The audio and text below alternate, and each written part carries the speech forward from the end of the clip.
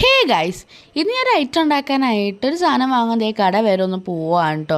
And എൻ്റെ കൂടെ മുതൽ സമയന്മാരാണ്. വീട്ടിലെല്ലാവരും മാല ഇട്ടുകൊണ്ട് തന്നെ കുറേ നാളായിട്ട് നോമ്പിലാണ് കേട്ടോ.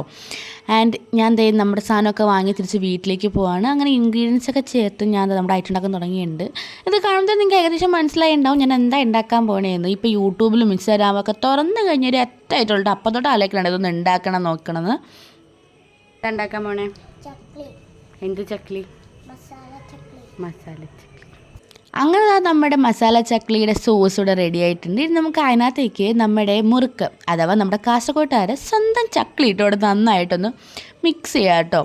ആൻഡ് ഇത് എനിക്ക് എന്താ പറയുക, എരിവ് ആയതുകൊണ്ട് തന്നെ കഴിക്കാൻ ചെറിയ ടെൻഷനൊക്കെ ഉണ്ടായിരുന്നു. പക്ഷെ കൊടുത്തപ്പോൾ എല്ലാവർക്കും ഭയങ്കരമായിട്ട് ഇഷ്ടപ്പെട്ടു കേട്ടോ. ആ ഒരു ചെറിയൊരു മധുരവും അതേപോലെ തന്നെ എരിവൊക്കെ ആയിട്ട് നല്ല ടേസ്റ്റാണ് കേട്ടോ. ഞാൻ ഇത്ര ഉണ്ടാകുന്ന പ്രതീക്ഷിച്ചില്ല. എന്നാലും കുറേ നാൾ ഉണ്ടാക്കണം വിചാരിച്ചു.